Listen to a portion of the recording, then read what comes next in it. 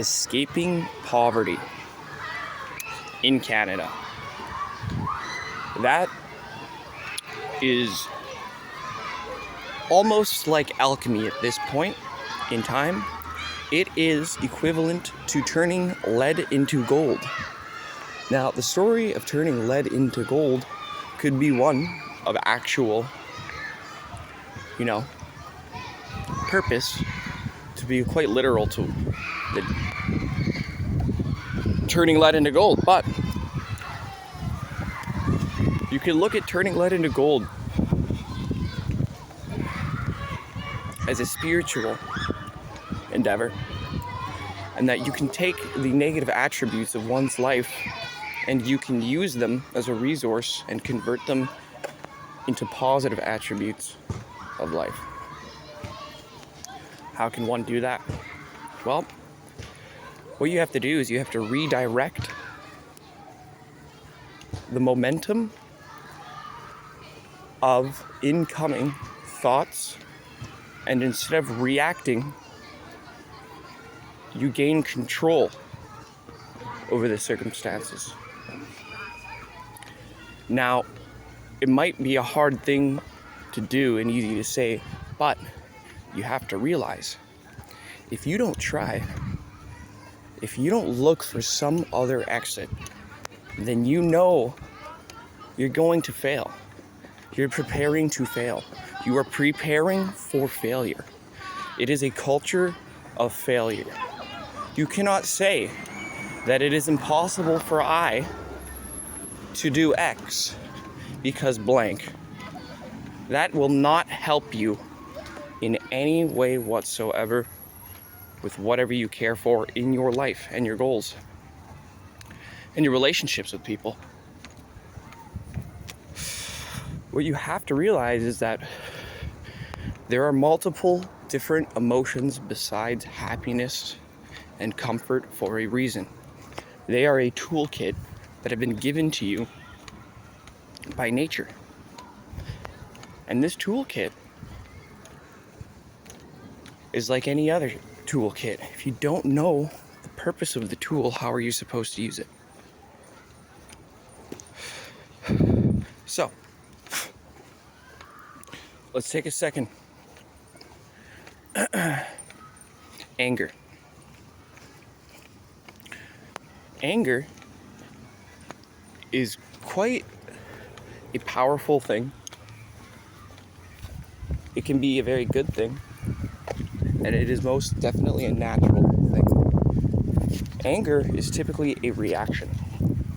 You are reacting to something. Typically that something goes against your morals or what you want. It goes against your natural desires. So, what does that mean? That means anger is a source of energy. The direction of which it flows is to anger. So you have to realize that you actually have the ability to take that and you can redirect the energy instead of going to self-destruction and a wheel spinning itself in the mud, which will only tire you out and exhaust you. You can take that energy, and if you can concentrate and teach yourself to stop before you go over the top, then it's okay to be angry. Because what you can do is you can take that wave of anger and you can ride it into succession.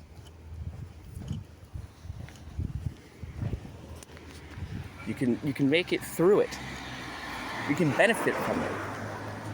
So what you need to do is you need to make yourself a list of things that require high amounts of energy that you typically don't have on the daily basis.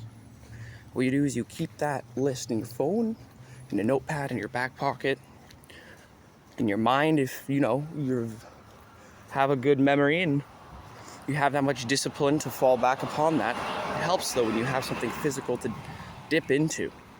right? Because it kind of stops that barrier right there. You're taking yourself out of your mind. And find one of those high energy activities that you need to get done and do it when you're angry. But don't do it angrily. Just use the energy from your anger to push you forward. Otherwise, you're just gonna get pissed off, buddy. And it's gonna tear you apart, and you're just gonna spin your fucking wheels in the mud. Now, the trouble is anger is the easy one. It's very black and white emotion, right?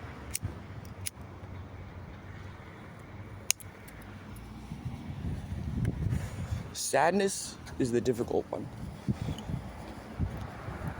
Because when you are sad, your energy is depleted.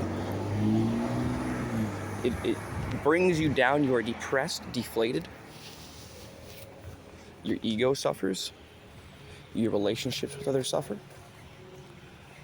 So what do you need to do? Well, you need to pull back.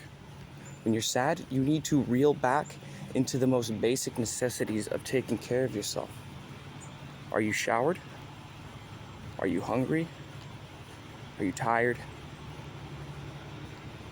Is there relationships with people like your parents or your friends that you have been pushing aside, or you know you should have taken the initiative to start maybe talking to some of those people? Go back into the basic necessities of the building blocks of your life and your humanity and start to check on them and repair them, and rebuild them. When you are sad is when you notice the greatest flaws within your life. So sadness gives you clarity. If you can redirect the despair. Anxiety is another one. Anxiety is a strange emotion because inside of yourself you feel like you should be doing something, you should be somewhere else, you should have done, something rather than the other. You made a mistake somewhere down the line. So when you have anxiety, what you need to do is you need to break the issues in your life up into smaller, more manageable pieces. So my analogy for this is if you have a really dirty room or a cluttered garage or a yard, and you know you have to clean it, don't look at it and say, look at all of this crap. I have to clean all of this crap up and I have to do it now. Don't do that. Give yourself some time. Listen, you don't have to clean your whole room in one day. But if each day you're cleaning more of your room than you've made dirty, then eventually everything will be clean and finished. Anxiety is just the realization that you have wasted time and you have put things aside. So most of these emotions tell you something about yourself and your position in life. But most people just ignore them. They take medication to suppress them.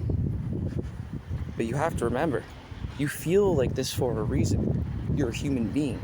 You're not a robot. You're not perfect. But you are human.